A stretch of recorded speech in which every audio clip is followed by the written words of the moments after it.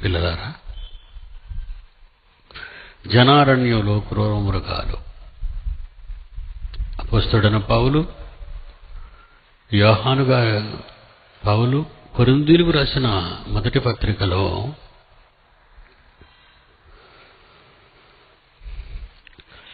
అపోస్తలుడైన పౌలు కొరింథీయులకు రాసిన మొదటి పత్రిక 15వ అధ్యాయం 31వ వచనం నుంచి చూద్దామండి. 31 నుంచి 31. పౌలు కొరింథీయులకు రాసిన మొదటి పత్రిక 15వ అధ్యాయం 30. మేము గడియ గడియకు ప్రాణ భయముతో నుండనేలా, మేము గడియ గడియకు ప్రాణ భయముతో ఉండనేలా. సహోదరులారా, మన ప్రభు అయిన క్రీస్తు యేసునందు మిమ్మును గూర్చి నాకు కలిగియున్న అతిశయముతోడు నేను దినదినము చనిపోవుచున్నాను అని చెప్పుదును. ఎందుకంటే మనుష్య రీతిగా నేను ఎఫెసు పట్టణంలో మృగములతో పోరాడిన ఎడల నాకు లాభమేమి? మృగములతో పోరాడిన ఎడల నాకు లాభమేమి?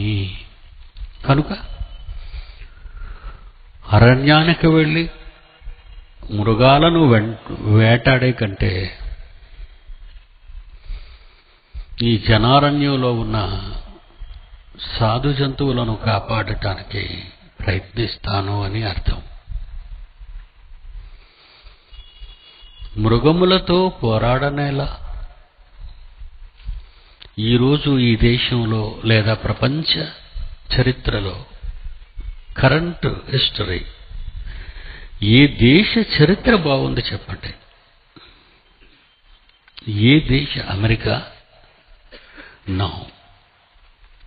ఇంగ్లండా? లేదు. చైనా, రష్యా, యూరోప్లో ఉన్న ఎన్నో దేశాలు, ఆఫ్రికాలో ఉన్న ఎన్నో దేశాలు, ఆసియాలో ఉన్న ఎన్నో దేశాలు, ఆ దేశాలలో ఒకటైన మన దేశం, ఏ దేశ చరిత్ర మనం ఈరోజు చూస్తే క్రూర మృగాలతో నిండిపోయింది. క్రూర మృగాలు. ఏంటి వీళ్ళ నమ్మకం? ఎందుకు ఈ స్థితి? ఎందుకు మారిపోతుంది పరిస్థితి అని ఒక దేశం తన ప్రజల గురించి ఆలోచించలేకపోతుంది. ఒక రాష్ట్రం తన ప్రజలను గురించి ఆలోచించలేకపోతుంది. ఈరోజు మన రాష్ట్రం ఆలోచిద్దాం. మొక్కలు చెయ్యండి ప్రాంతీయ తత్వాలు. మన రాష్ట్రంలోనే మొక్కలు చేసేయండి ఈ రాష్ట్రాన్ని అని అడుగుతున్నారు. అంతకుముందు వర్గాలు ఏర్పడ్డాయి, ప్రాంతీయ తత్వాలు రగిలిపోతున్నాయి, కులాల పరిస్థితి ఎంత నికృష్టంగా మారిపోతుందో నేను మీకు చెప్పనవసరం లేదు. ఈరోజు మహాజ్ఞాన గ్రంథాన్ని కలిగిన క్రైస్తవులు కూడా ప్రతి వారి నోట వచ్చే మాట ఏంటో తెలుసా? ఏమండి, మీరు 2 3 అని అడుగుతున్నారండి. 2 అంటే మాలట, 3 అంటే మాదిగట కులాలు. ఏమండి, మొన్న కొన్ని దినాల క్రితం హైదరాబాద్లో మరి మాదన్నపేట అనే ప్రాంతంలో 2 మతాల మధ్య ఘర్షణ ఆరంభమైంది. కులాలు, మతాలు, వర్గాలు, ప్రాంతీయ తత్వాలు, దేశాల మధ్య అల్లర్లు. ఇరాన్ దేశంలో అణు ఫ్యూజెస్ తయారు చేశారు 3 శాస్త్రవేత్తలు. ఇరాన్ దేశంలో ఆ 3 శాస్త్రవేత్తలకు శాస్త్రవేత్తల్ని పేల్చి చంపేసింది ఇజ్రాయెల్ దేశం. దానికి ప్రతీకారంగా గత నెలలో ఎర్రని మోటారు సైకిల్పై భయంకరమైన బాంబును పట్టుకొని ఢిల్లీ నడివీధిలో ప్రైమ్ మినిస్టర్ ఆఫ్ ఇండియా ఇంటికి 200 అడుగుల దూరంలో ఇజ్రాయెల్ కార్పొరేటర్ని, ఇజ్రాయెల్ అంబాసిడర్ని కారులో బాంబు వేసి పేల్చేసింది. ప్రతీకార చర్య. America Korea, India Pakistan, India China, ఇవన్నీ ఈ ప్రపంచ చరిత్రలో ఇప్పటికీ ఈరోజు కూడా భయంకరమైన ఖండాంతర క్షిపణులను గగనతలంలో ప్రవేశపెడుతూ పట్టెడు అన్నం దొరకక అభాగ్యులుగా అల్లాడిపోతున్న దేశ ప్రజలకు అన్యాయం చేస్తుంది ఈ ప్రభుత్వం. ఎందుకు ఇవన్నీ జరుగుతున్నాయి? ఇవన్నీ జరగటానికి కారణం ఏంటి? అపోస్తలుడు నిజంగా యాకోబు గారు 3వ అధ్యాయం రాస్తూ, యాకోబు రాసిన పత్రిక 3వ అధ్యాయం 1వ వచనం నుంచి చూడండి. 4వ అధ్యాయం 1వ వచనం, 4వ అధ్యాయం 1వ వచనం, మీలో యుద్ధములను పోరాటములను దేని నుండి కలుగుచున్నవి? మీ శరీరములో ఉన్న అవయవాలు అవి పోరాడుతున్నాయి. మీ శరీరంలో కొన్ని భోగేచ్ఛలు పుట్టాయి, వాటిని నెరవేర్చుకోమని పోరాడుతున్నాయి. భోగేచ్ఛ ఏమండి? మీ శరీరములో మీకిచ్చిన అవయవాలను నేను ఇచ్చింది కోట్లాది రూపాయలు విదేశాల నుండి దండుకోవటానికి కాదు, కోట్లాది రూపాయలు గనుల తవ్వకాలలో ప్రభుత్వాన్ని మోసగించి సంపాదించటానికి కాదు, కోట్లాది రూపాయలు ప్రజల ఆస్తులను ఆక్రమించి పొందటం కాదు. మీలో యుద్ధములు పోరాటములు దేని నుండి కలుగుచున్నవి? మీ అవయవములలో పోరాడు భోగేచ్ఛలు. అంటే మరి బ్రతుకు లేదా వీళ్ళకి? ఎంతకాలం తింటావు? లక్షల కోట్ల రూపాయలు, లక్షల కోట్ల రూపాయలు విదేశీ బ్యాంకుల్లో దాచుకున్న నువ్వు నీ జీవితంలో ఎంతకాలం తినగలవు? చచ్చే కాలం, పోయే కాలం వచ్చేసింది ఎప్పుడే నీకు. అందుకే వీళ్ళని దేంతో పోలుస్తున్నాడు పౌలు? ఈ కొరింథీ పత్రిక 15వ అధ్యాయంలో ఎఫెసులో నేను మృగములతో పోరాడనేలా అని కిందకంటున్నాడు. కొరింథీయులకు రాసిన పత్రిక 1వ అధ్యాయము 15వ అధ్యాయము 32వ వచనం, మనుష్య రీతిగా నేను ఎఫెసులో మృగములతో పోరాడనేలా. ఎందుకన్నాడు? మృతులు చనిపోయిన వారు లేవరని, కనుక రేపు చస్తాం గనుక ఏ రకంగానైనా తిని తాగుదామని. ఈరోజు మనుష్యులలో గూడు కట్టుకుని వివేనండి, నేను సంపాదించాను, నా పిల్లలు తినాలి. నువ్వు ఎలా సంపాదించావు? ఒకప్పుడు నీ భవిష్యత్తు, నీ గతం ఏంటి? ఈరోజు ఈ భవిష్యత్తు కోట్లాది రూపాయలకు వారసుడుగా నువ్వు ఎలా మారిపోయావు? దోచుకున్నావు.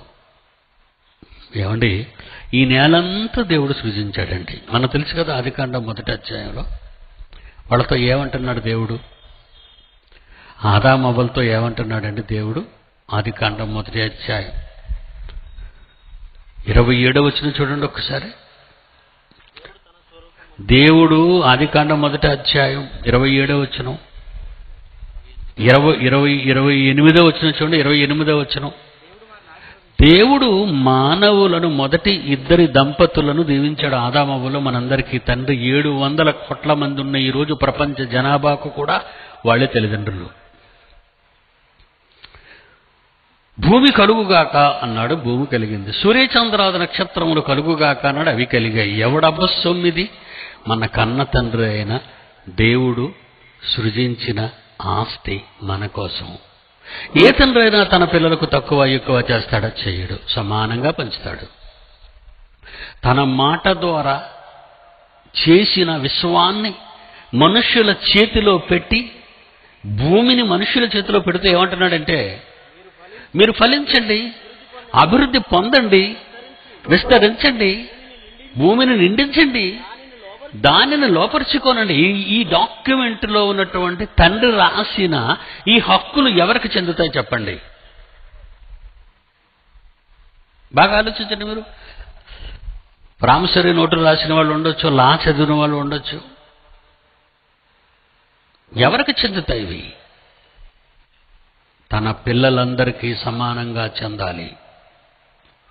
మరి ఒకడికేంటి వేలు వేలు ఎకరాలు? ఎవడబ్బ సొమ్మది? ఎలా సంపాదించేవి? నువ్వు నాకు ఒక గజం 1000 రూపాయలు చెప్తున్నావు, నాకు ఒక గజాన్ని లక్షల రూపాయలు చెప్తున్నావు. అసలు ఇన్ని లక్షలు చెప్పటానికి నీకు ఇది ఎలా వచ్చింది? నీ వంశంలో ఎవడైనా దీన్ని తయారు చేశాడా నేలని? లేదే. దేవుడు చేయగా వచ్చిన ఈ భూమండలాన్ని తన పిల్లలైన వారందరినీ సమానంగా పంచుకోమని చెబితే, ఇది సమసమాజం అని మీరు అనుకుంటే, ఇదే సమసమాజం అని మీరు అనుకుంటే, ఇంతమంది సంఘ సంస్కర్తలు అభ్యుదయవాదులను చెప్పుకున్న వాళ్ళు చేత కాక నోరు మూసుకొని పోయారు. ప్రభుత్వాలు ఎవడకు దొరికింది వాడు దోచుకొని దస్తావేజులు రాసుకుంటే, జాగ్రత్తగా వినండి, ఎవడకు దొరికింది వాడు దోచుకొని దస్తావేజులు రాసుకుంటే మిగిలిందంట ప్రభుత్వానికట గవర్నమెంట్ ల్యాండ్. ఆ గవర్నమెంట్కి ఎలాగొచ్చింది? ఆ కొండలు, అడవులు, అరణ్యాలు అవి నీకెలా గవర్నమెంట్తో ఎవడన్నాడు దీన్ని? అంటే ఎవడిష్టం వచ్చినట్టుగా వాడు రాసుకొని, ఎవడిష్టం వచ్చినట్టుగా వాడు హద్దురాళ్ళు వేసుకొని ఇది నాది అంటావే. అదే ఒక అమాయకుడు ఏదో ఒక ప్రక్కన గుడిసె వేసుకున్నంత మాత్రాన పీకి పందిరి వేస్తావు, పోలీస్ స్టేషన్లో పట్టి నిర్బంధిస్తావు. అలా నిర్బంధించటానికి ప్రభుత్వాన్ని నేను ఇప్పుడు ఒకటే ప్రశ్న అడుగుతాను, నీకున్న హక్కేంటి దీని మీద? ఓటు వేశాడు, ఒక ఎంపీ అయ్యాడు. ఓటు వేస్తే ఒకడు ఎమ్మెల్యే అయ్యాడు. ఓటు వేస్తే ఎంపీ అయిన వాడు పార్లమెంట్లో కూర్చున్నాడు, ఎమ్మెల్యే అయిన వాడు శాసనసభలో కూర్చున్నాడు. ఈ సభలలో కూర్చున్న వారు శాసనాలు చేశారు, అవి చట్టాలుగా రూపొందించారు, అవి వీరు పరిపాలించే ప్రభుత్వాల మీద పెట్టారు. న్యాయం తీర్చమని న్యాయ చట్టాన్ని రాశారు, ఏలమని ఈ చట్టాన్ని రాశారు. ఇన్ని చట్టాలు రాశారు మీరు.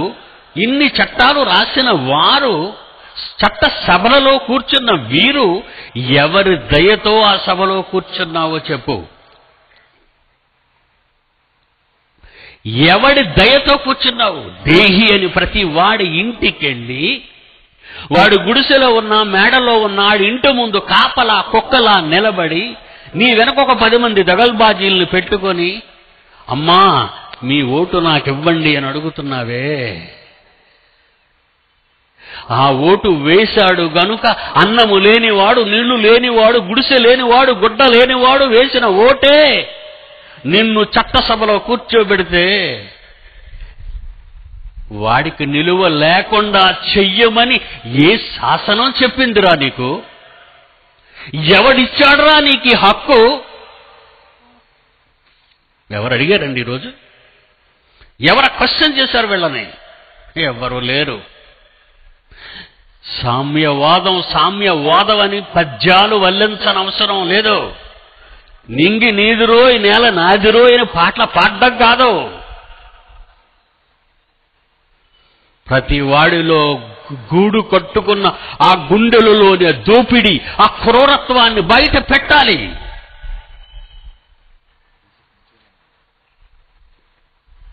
జక్కయ్య నీ ఇంటికి రమ్మంటున్నావు కదా నన్ను, వస్తాను. అయితే ఇంతవరకు ఎంతమంది సొమ్ము నువ్వు కొల్లగొట్టావో వడ్డీ రూపంలో, అంతకు అంత డబల్ రెండంతలుగా నువ్వు వాళ్ళకి తిరిగి ఇస్తానంటే వస్తా నీ ఇంటికన్నాడు యేసు. ఒకనాడు ఇచ్చాడు. అదండి సామ్యవాదం అంటే. అదండి సామ్యవాదం అంటే, సమసమాజం అంటే.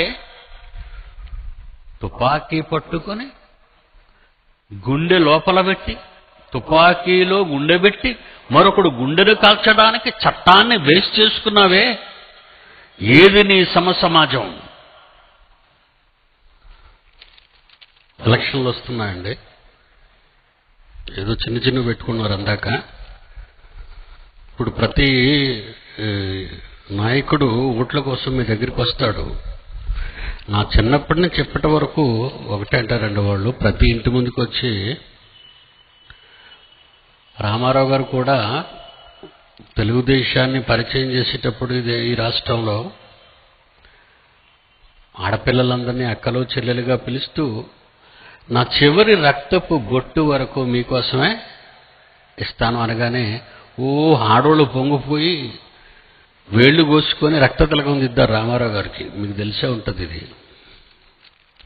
అనగానే రామారావు గారు ముఖ్యమంత్రి అయ్యారు, మనందరికీ తెలుసు. ఒకసారి రామారావు గారు విశాఖపట్నం వస్తున్నారు. రోడ్డు మీదకి వెళ్దామని వెళ్ళాను. ఏమంటే మీరు లోపలికి రావద్దన్నారు. ఏమన్నాను? రామారావు గారు ముఖ్యమంత్రి గారు వస్తున్నారండి. వస్తే నేను రోడ్డు ఎక్కకూడదా? మా ఇంటి ముందు గుమ్మం ముందు అడుక్కున్నాడు కదయ్యా ఓటు కోసం. ఆయన రోడ్డు మీద ఎప్పుడు వస్తాడో తెలియదు, నన్ను రోడ్డు మీదకి వద్దంటావేంటి అన్నాను. ఇంతకీ ఈ పోలీసులు మీరు ఎందుకు ఇంతమంది ఉన్నారు అని అడిగాను ఒక పోలీసుని. ఎందుకయ్యా మీరు ఇంతమంది ఉన్నారు రోడ్డు మీద? మీ చేతుల్లో గన్స్ ఏంటి, తుపాకీలేంటి, ఎందుకు మీరున్నారు? అదేంటంటే అలాగ అడుగుతారు తెలియకుండా మీరు అంటున్నాను నన్ను. అవును, తెలియకే నేను అడుగుతున్నాను, చెప్పమన్నాను. చెప్పు. రామారావు గారి ఒక రక్తపు బొట్టు కూడా నేల పడకుండా ఉండడానికే మేము ఈ తుపాకీలతో నిలబడ్డా ఉన్నాడు. ఎంత పెద్ద జోకేశామని ఆయన అన్నాను.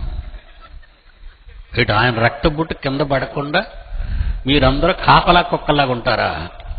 కొయ్యి కొయ్యి కొయ్యి కొయ్యి అని సైరన్లు ఒకటి, ముందొక 20 కార్లు వెనకాతలకు 20 కార్లు. మహానుభావుడు ఎందులో ఉన్నాడో మనకు తెలీదు.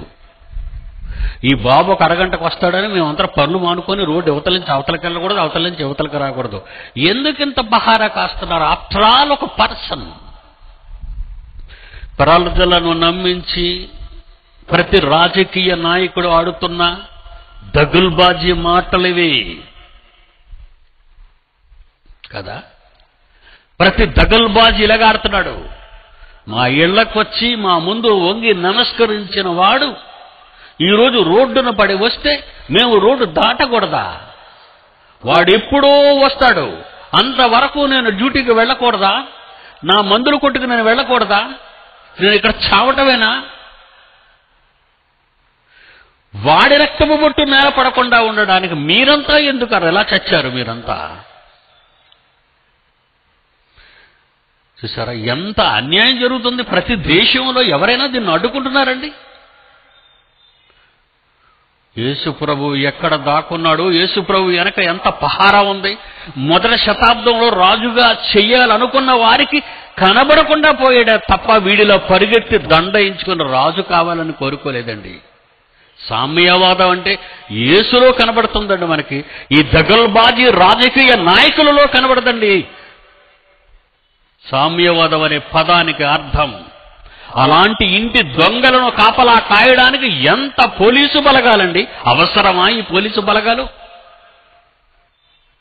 నడి రోడ్డు మీద ఆడపిల్లకు అన్యాయం జరిగినప్పుడు కనిపించిన వాడు, ఒక అమ్మాయి రేప్ చేయబడుతున్నప్పుడు కనుగోలేనివాడు, ఎవడో వస్తాడట, ఎక్కడికో పోతాడట, ఇదంతా బ్లాక్ చేసేయాలట. ఆహా, ఎవరి వలన గద్దె నెక్కాడో ప్రతి ఒక్క రాజకీయ నాయకుడు ఆలోచిస్తే ఆ ప్రజలే పగబడితే మంటల్లో మసైపోతుంది ఈ రాజకీయం అన్నాను.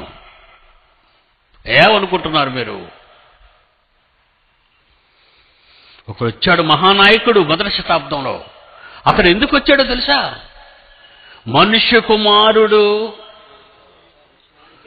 పరిచారము చేయుటకై, పరిచారము చేయించుకొనుటకు రాలేదు, పరిచారము చేయుటకు వచ్చాడట. మత్తయి సువార్త 20వ అధ్యాయము 28వ వచనం చూడండి. ఇది మొదటి శతాబ్దంలో సామ్యవాదం మత పుస్తకం అన్నవాడు ఎవడండి? బేవాకూఫ్ గాడు.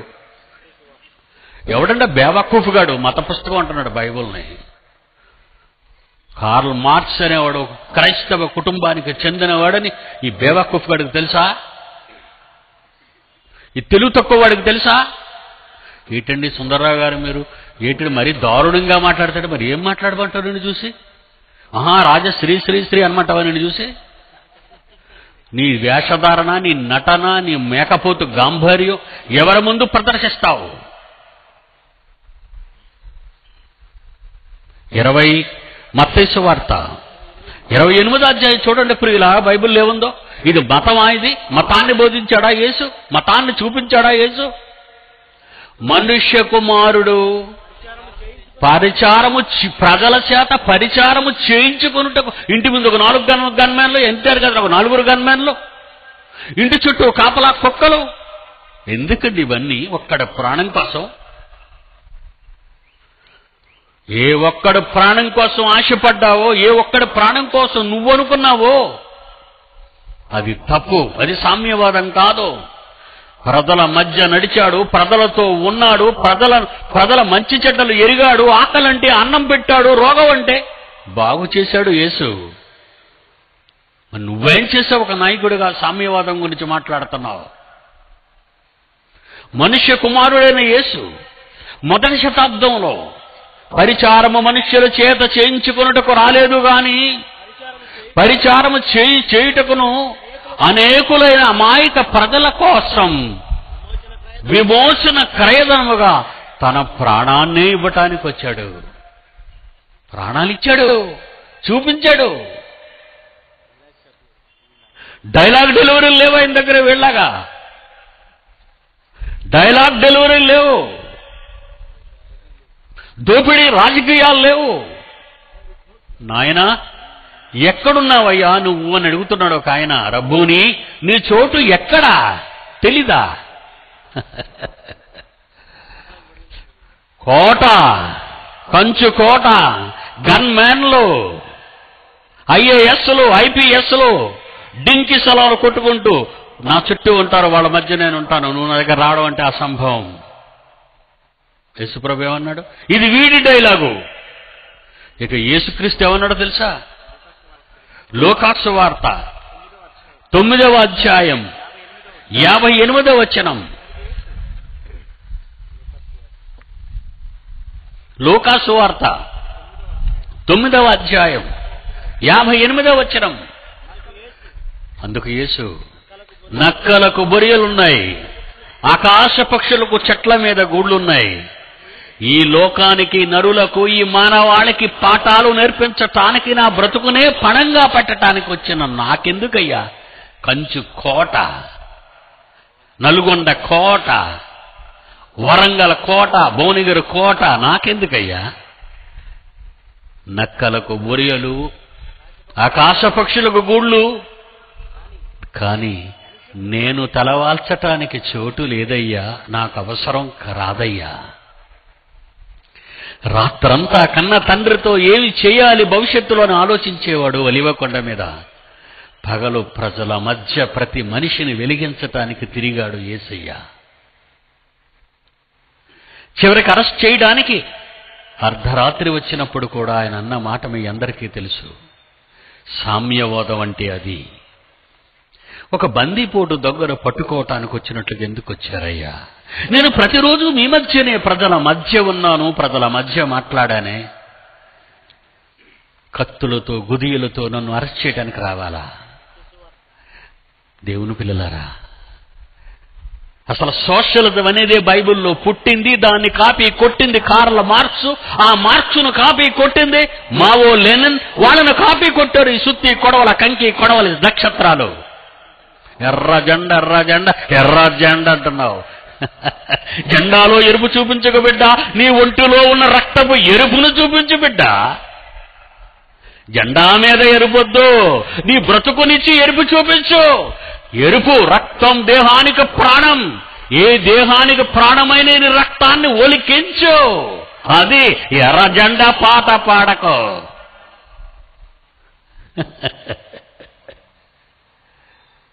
మురళీ మనోహర్ జోషి, రాజీవ్ చనిపోతున్న కాలం అది. మిజోరాం ఎన్నికల కోసం రాజీవ్ గాంధీ మాట్లాడడానికి వెళ్ళాడు. శ్రీకాకుళంలో మాట్లాడుతున్న ఈ టాపిక్ 1991. ఆ రోజు టైటిల్ ఏంటో తెలుసా? ఈ రోజు టైటిల్ ఎలాగైతే జనాన్ని కంగారు పెట్టిందో, జనారణ్యంలో క్రూర మృగాలని, ఆ రోజు టైటిల్ పేరేంటో తెలుసా? సమాజ స్థాపనకు కావలసినది చట్టమా క్వశ్చన్, తుపాకీ గొట్టమా, అది మాట్లాడుతున్నానండి.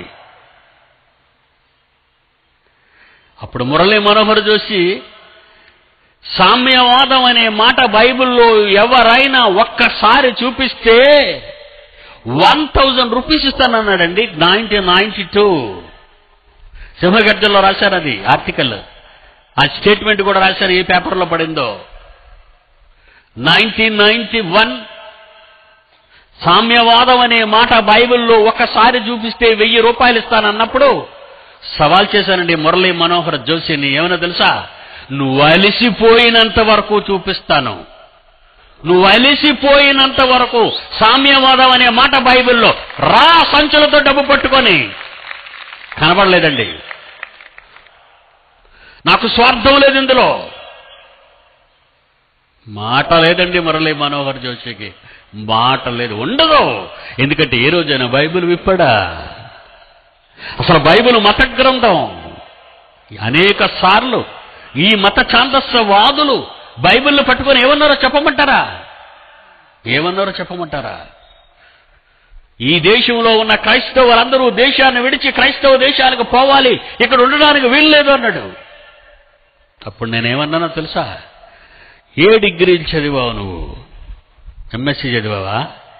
ఎంకామ్ చదివావా? ఆ రోజుల్లో, మా రోజుల్లో నీ టెక్కలు డొక్కలు ఏమి లేవండి. ఏం చదివావు? నీ సబ్జెక్ట్ అంటే సైన్స్ చదివావా? ఎంఎస్సీ చదివావా? నువ్వు చదువుతున్న శాస్త్రాలు ఐన్స్టైన్ లా, ఐన్స్టైన్ సిద్ధాంతం, న్యూటన్స్ లా, న్యూటన్ సిద్ధాంతం, వీళ్ళెవరో తెలుసా నీకు? 199 పాళ్ళు క్రైస్తవ కుటుంబాలకు చెందిన వారై శాస్త్రవేత్తలు. వాళ్ళందరూ విదేశీయులే. విదేశీయులు రాసిన శాస్త్రాలను నీ యూనివర్సిటీలకు తెచ్చుకొని పాఠ్య పుస్తకాలుగా ముద్రించి చదువుకొని ఒక కాగితం, ఒక సర్టిఫికెట్ తెచ్చుకొని కాలరెగరేస్తున్నావు నా ముందు. నీకిచ్చిన విశ్వవిద్యాలయం కాగితం మొక్క. ఆ మొక్క నీ చేతికి ఎలాగొచ్చిందో తెలుసా? నన్ను అడుగు దాని లెక్క. విదేశీయులు రాసిన శాస్త్రాలు క్రైస్తవ కుటుంబాలకు. సర్ ఐజాక్ న్యూటన్ అంటే ఎవడనుకుంటున్నావు వాడిని? ఈ రోజు దేవుడు లేడని రాశాడేవో కూడా కుంటివాడు. స్టీఫెన్ హాకిన్స్, వాడెవడో తెలుసా? William Stephen Hawkins. Is also Christian family నుండి వచ్చిన వాడే. వీళ్ళందరూ రాసిన క్రైస్తవ కుటుంబాల నుండి వచ్చిన వాడు రాసినవి శాస్త్రాలని, ఆ శాస్త్రాలను తెచ్చుకొని విశ్వవిద్యాలయాలలో పాఠాలుగా చెప్పుకొని ఒక జ్ఞానుడు సర్టిఫికెట్ తెచ్చుకొని కాలరెగరేస్తున్నావు. క్రైస్తవుని తక్కువ అంచనా వేస్తున్నావు నువ్వు. విదేశీ శాస్త్రాలు తెచ్చుకున్న నువ్వు బైబిల్ విదేశీ పుస్తకం అని అనడానికి ఎన్ని గుండెలన్నాను నీకు. ఒకవేళ నీకు బైబిల్ ద్వేషం ఉంటే నువ్వు చదువుకున్న శాస్త్రాలన్నీ తగలబెట్టించి విశ్వవిద్యాలయానికి వెళ్ళి నీ సర్టిఫికెట్ కూడా మంటల్లో పడాయన్నాను. నువ్వు చదువుకున్నది విదేశీ జ్ఞానం, మా దగ్గర ఉన్నది విదేశీ పుస్తకం. పిచ్చివాడా, యేసు పలికిన ప్రతి మాట శాస్త్రమై శాస్త్రవేత్తల నోట వచ్చినదై, ఆ దొంగ శాస్త్రవేత్తలు వాళ్ళ గురించి మాట్లాడారు మా టీవీలో, మీకు విన్నారా లేదో. బైబిల్ను దొంగిలించిన మిలేనియం మహనీయులను మాట్లాడాను. బైబిల్ను దొంగిలించిన మిలేనియం వేటాడని ఒక్కొక్క శాస్త్రవేత్తను. అవున్నాయి చూడ, సీడీలు అక్కడ ఉన్నాయి, వీడియో సీడీలు. ఇది విదేశీ మతమా? మమ్మల్ని విదేశాలకు వెళ్ళమంటావా? నేనెందుకు వెళ్తాను విదేశీ మతానికి? పద, మనందరం కలిసే పోదాం. నువ్వు పదా, మేమెందుకు వస్తాం అన్నాడు. నీ బాబు, నా బాబు, నీ తాత, నా తాత మధ్య ఆసియా నుండి ఖైబర్ బోర్నకల్మను గుండా ఉత్తర భారతదేశాన్ని ప్రవేశించిన వారు రా నక్క అన్నాను వాడిని. ఇండియన్ హిస్టరీ తెలుసా నీకు? You know Indian history? నీకు ఇండియన్ హిస్టరీ తెలియదు, నీకు ఓల్డ్ హిస్టరీ నీకేదో తెలుసరా బచ్చా. ఏసేమన్నాడో తెలుసా? ఆ నక్కతో చెప్పన్నాడు. ఆ ఫాక్స్ అది ఎందుకంటే జిత్తుల మారి నక్కది, క్రూర మృగం. ఇలా ఎన్ని క్రూర మృగాల్ని నరికి నరికి మీ మధ్యకి వచ్చానారా అనుకుంటున్నారు మీరు? వీట లాళ్ళంటుండి నీళ్ళంటుండి అమెరికా బెగ్గరని అనుకున్నారు మీరు నన్ను? ఆడ పనంతా అడుక్కు తింటామే. అడుక్కున్నాడు ఎప్పుడూ రుత్తుమాండవు. అడుక్కుంటుంటూనే ఉంటారు, వాడి మీద వీడు, వాడి మీద వాడు వేసుకుని ఉంటాడు, డబ్బులు కొడుతూ. ఏ మీడియా వాడే నా గురించి ఒక రాయడం చూసారా మీరు? వాళ్ళ గురించి రాస్తుంటాడు మీడియా వాడు. ఇంటికి దొంగలు దొరుకుతారు కనుక అడ్డంగా. నీ తాత, నా తాత మధ్యాసియా నుండి కొట్ట చేత పట్టుకొని ఉత్తర భారతదేశంలో ఖైబర్ బోర్నకల్మను గుండా వచ్చిన వారే. ఆ రోజులో మీ తాత ఉన్నాడు, నా తాత ఉన్నాడు ద్రావిడుల్లో. ఆ రోజు నీ తాత ఉన్నాడు, నా తాత ఉన్నాడు ఆర్యుల్లో. ఆర్యులు ద్రావిడులే కదయ్యా భారతదేశాన్ని ఆక్రమించుకున్న వాళ్ళు, వాళ్లే కదయ్యా మన పూర్వీకులు. నన్నెల్లమంటావేటి? పదా నువ్వు కూడా. కబడ్దార్, బైబిల్ తెలియని అమాయకులైన క్రైస్తవ బోధకులు నువ్వు ఢీకున్నావేమో, ఇప్పటికీ సింహాన్ని నువ్వు ఢీకోలేదు. ఇంకొకసారి నీ నోట మరలా ఈ మాట వచ్చిందో కబడ్దార్ అన్నాడంతే, దెబ్బతో బంద్ అయిపోయారు. ఈ మీద క్రైస్తవుల మీద రాయమనండి సార్ చూద్దాం. ఎవడనైనా దమ్మున్న మగాడిని ఏలూరులో నిలబడి చెప్తున్నాను, బైబిల్ మీద కానీ క్రైస్తవ్యం మీద కానీ మేసవన్న మగాడిని ఎవడైనా రాయమని చెప్పండి. పిడి సుందర్రావు వచ్చినప్పటి నుంచి వీళ్ళందరిలో వెన్నులో వణికి పుట్టిస్తున్నాను ఒక్కొక్కడికి. కబడ్దార్ రే, నువ్వు చదువుకున్న నీ నువ్వు రాసుకున్న నీ చట్టాలు, నువ్వు చదువుకున్న నీ చదువులు, నువ్వు నేర్పించిన ఈ సంస్కారం అదంతా దగల్బాజీదిరా. పాడైపోయావు నువ్వు. వ్యవస్థ పాడైపోయింది. ఎలా పాడైందో చూస్తారా ఒకసారి? ఎలా పాడైంది? టెర్రరిస్టులు, ఫ్యాక్షనిస్టులు, నక్సలైట్లు. ఇదేనా నేర్పింది? ఒకడు బీటెక్ చదువుకున్నాడు ఉన్నాడు, ఒకడు సివిల్ ఇంజనీర్ అయి ఉన్నాడు నక్సలైట్లో. ఏమర్రా, ఎంత చదువు చదివి మనుష్యులు చంపడానికి మీరు వెళుతున్నారు? ఎవరు నేర్పించారు ఈ విద్య మీకు? బైబిల్ చదవలేదు మీరు. ప్రసంగి గ్రంథం 3వ అధ్యాయం 16వ వచనం చూద్దామండి చివరిగా. ప్రసంగి గ్రంథం 3వ అధ్యాయం 16వ వచనం. లోకమందు విమర్శ స్థానమున, పోలీస్ స్టేషన్స్ అండ్ కోర్ట్స్, జాగ్రత్తగా వినాలి మీరు. పోలీస్ స్టేషన్స్ అండ్ కోర్ట్స్, న్యాయస్థానాలు. లోకమందు విమర్శ స్థానమున దుర్మార్గత జరుగుతుంది అన్నాడు చూడండి. పోలీస్ స్టేషన్లో దుర్మార్గం జరుగుతుందా? న్యాయస్థానాలలో దుర్మార్గత జరుగుతుందా? చట్ట సభలలో దుర్మార్గత జరుగుతుందా? సెల్ ఫోన్లు తీసుకొని బూతు బొమ్మలు చూస్తున్నారు మంత్రులు, మంత్రివర్యులు. ఏమండి, సొలొమోను మహారాజు రాసేటండిది ఎంతకాలం అండి? క్రీస్తు పూర్వం 900 సంవత్సరాలండి. ఈవేళ 2012 అండి. సుమారు 3000 సంవత్సరాల క్రితం రాబోయే ప్రపంచంలో ఏది వస్తుందో బైబిల్ చెప్పిందండి. భవిష్యత్తు ఎవడు చెప్పలేడు. 2012 యుగాంతం అయిపోతే డిసెంబర్ 21 అని పనికి మాలిన వాళ్ళంతా కూర్చారు కదా, నేను రెడీగా ఉన్నాను. ఎవడెప్పటి వరకు పోటీకి రాలేదు. మీడియా వాడు కానీ, నోస్ట్రడామస్ శిష్యులు కానివ్వండి, ఐఎంఆర్ క్యాలెండర్ భక్తులు కానివ్వండి, ఎవడు కనబడటం లేదు. 2009లో ఛాలెంజ్ విసిరాను, బైబిల్ ఓపెన్ సిటీ బిల్డింగ్ రాసిచ్చేస్తాను, ప్రస్తుతం 15 కోట్లు. భవిష్యత్తు బైబిల్ చెప్పాలండి. ఏం చెప్తుంది చూడండి. లోకమందు విమర్శ స్థానమున దుర్మార్గత జరుగుతుంది అన్నాడు చూడండి. న్యాయముండవలసిన స్థానమున దుర్మార్గం జరుగుట నాకు కనబడింది. అదేనండి ఈ ప్రపంచ వినాశనానికి కారణం. వీళ్ళు చేసుకున్న చట్టాలు, వీళ్ళు నిర్మించుకున్న న్యాయస్థానాలు దొంగల గుహలుగా మారిపోతున్నాయి. పేదవాడికి న్యాయం లేదు, ఉన్నవాడికే న్యాయం. ఒక ఆడది అబల తారా చౌదరి దొరికింది. దానిని వాడుకున్న వాళ్ళు, దాని ఉచ్చులో ఉన్నవాళ్ళు కోట్ల రూపాయలు ఇచ్చి ఆ పెద్ద మనుషులు కనబడకుండా పోయారు. వాళ్ళు ఎవరనుకున్నారు? ఈ రాష్ట్రాన్ని ఏలే ఏలికలు, ఈ దేశాన్ని ఏలే ఎంపీలున్నారు. ఏమంటున్నాడు సొలొమోను? లోకమందు విమర్శ స్థానమున దుర్మార్గత జరుగుట, న్యాయముండవలసిన స్థానమున దుర్మార్గత జరుగుట నాకు కనబడెను. 18వ వచనం. అందువలన ఇలా జరుగుతున్న కారణంగా తాము మృగముల వంటి వారని నరులు తెలుసుకొనున్నట్లు. జనారణ్యంలో క్రూరమృగాలని టైట్లు ఎవడ పీడి సుందర పిచ్చడు పెట్టాడు అనుకున్నారా రామాయకులారా? అడు పండితుడు రా, బైబిల్లో అడు పండితుడు. అమెరికాలో ఎవరికీ లేదు ఈ జ్ఞానం. ఈరోజు ఈ ప్రోగ్రామ్ అంటే 58 కంట్రీస్ చూస్తున్నాయి. మీకు తెలుసా? 58 కంట్రీస్ చూస్తున్నాయి. మాకు కనబడిపోతుంది ఇక్కడ మా నెట్లో. 58 దేశాలు చూస్తున్నాయి. ఎప్పుడు మాట్లాడతారు పీడి సుందరరావు గారు? ఎప్పుడు స్టేజ్ మీద డ్యాన్స్ చేస్తారు, గంతులు వేస్తారని కాదు. ఎప్పుడు ఎవడెవడ ఈ డబ్బు రాలేదని ఎవడకు పంచానని చెప్పుకోడు వీడు. 18వ వచనం.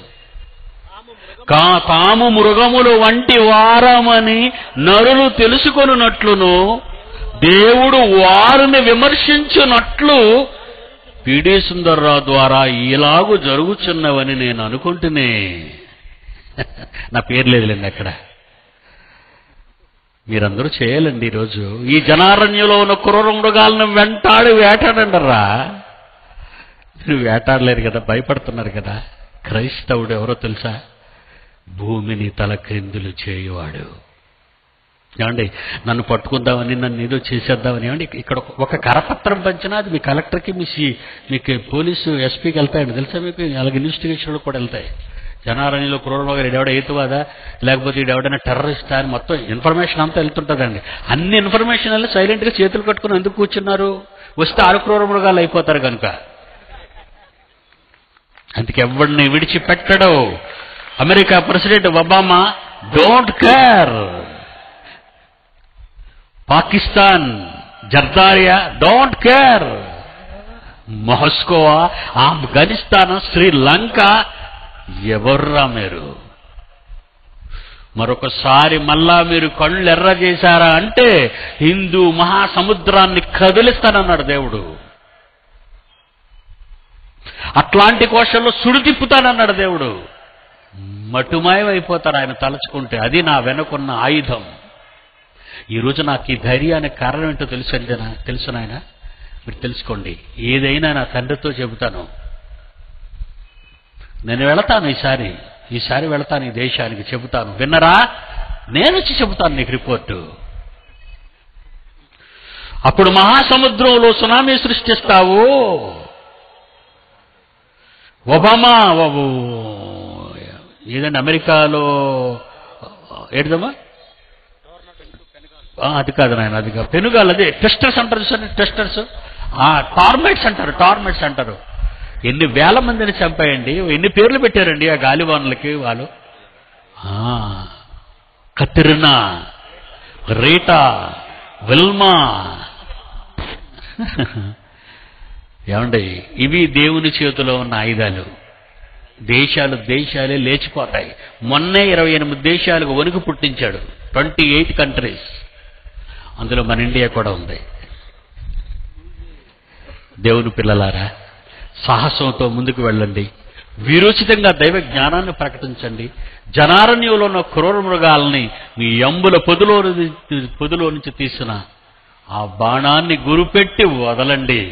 ఎవడైనా, ఎవడి కుత్తుకలోకైనా, ఎవడి గుండెలైనా చీల్చేస్తుంది.